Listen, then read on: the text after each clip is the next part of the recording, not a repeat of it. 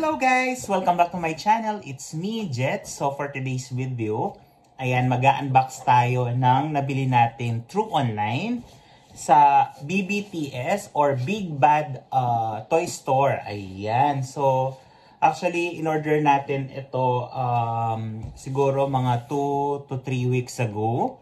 So hindi namin ito first time na nag-order sa BBTS. Actually, this is the third time.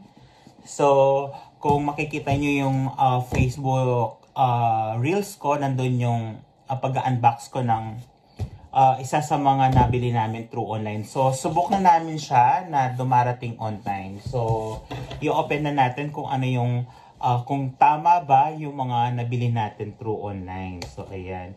So, actually, dito sa custom, ino-open nila itong box na to kasi makikita mo na parang natanggal na yung original sealed niya. Ayan. So, siguro for security purpose. So, actually, proven and tested na yung pag-order namin dito. Ililink ko nga pala yung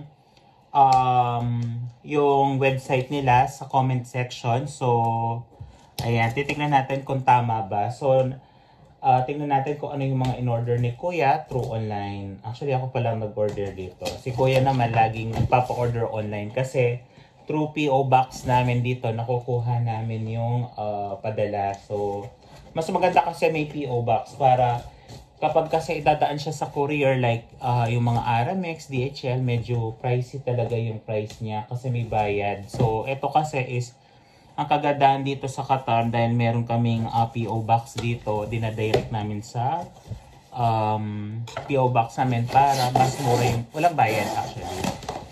Wow, ito na siya. Unbox natin siya. So, napaka safe ng ano nila. Merong mga, ayan, pang safe plastic na tinatawag. Ayan. So, ito nga pala yung Big Bad Toy Store. Yan, sticker nila to.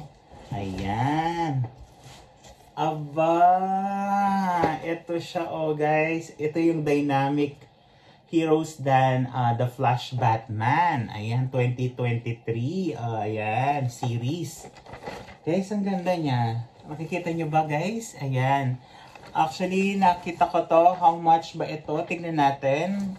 Ang price pala nito, guys, is nasa $59. Ayan. So, nasa $59 ito, guys.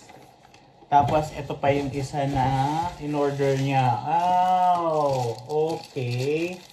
Si Wonder Woman. Ayan. Si Wonder Woman. Ayan. Si yung figurine collection niya. Ayan, guys. So, ito naman guys, hindi ko maipakita sa loob kasi sabi ni Kuya, wag ko daw i-open ng todo-todo. So, carton lang ang pwede ko ipakita. So, pipicturean ko na lang later on kung ano ba yung itsura nila sa loob pag nabuksan na niya. So, yan guys, ito, ang cost pala nito guys is nasa $56. Ayan, so dollars tayo guys. So, $56.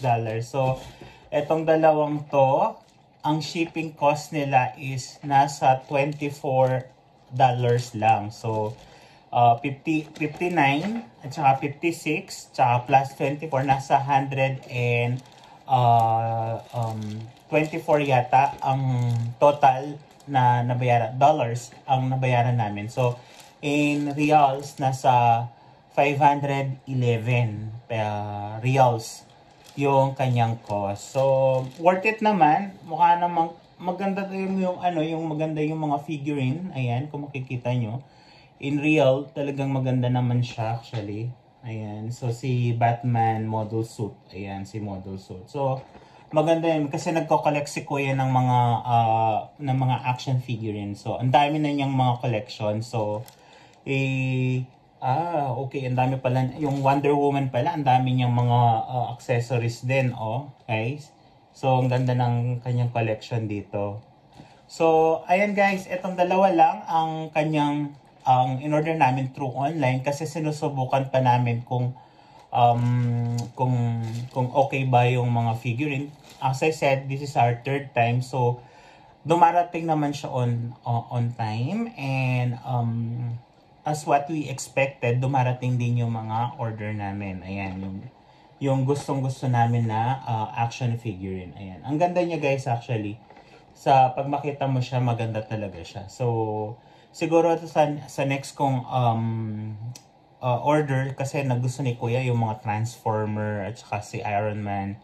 Ayan, ang dami na niyang collection ng ganyan. So, yung mga nagko-collect talaga, worth it talaga. Check nyo yung website ng Big Bad Boys. Ang dami nilang mga promos. Ang dami nilang mga pwedeng pagpilian ng mga figurine. Like mga Dragon Balls and yung mga anime natin gaya ni Naruto or Boruto. Nandun lahat sila. So guys, so check nyo yung website nila. So ang dami nyo mapagpipilian. Ayan. So ano pa? So next time onwards guys, ipapakita ko kung ano yung laman niya sa loob. Kasi hindi ko pwedeng buksan kasi hindi akin to. Kay Kuya kasi to eh. So chinek ko lang kung tama. So dumating yung items na correct.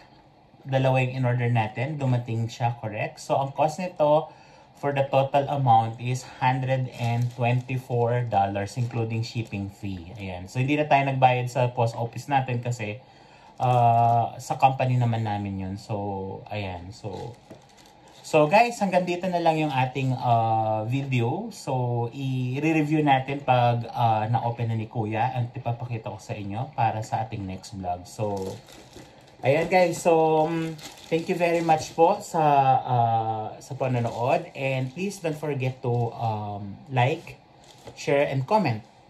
Para updated kayo sa aking mga videos. Ayan. So, may God be the glory po. Ingat kayo lagi. Thank you!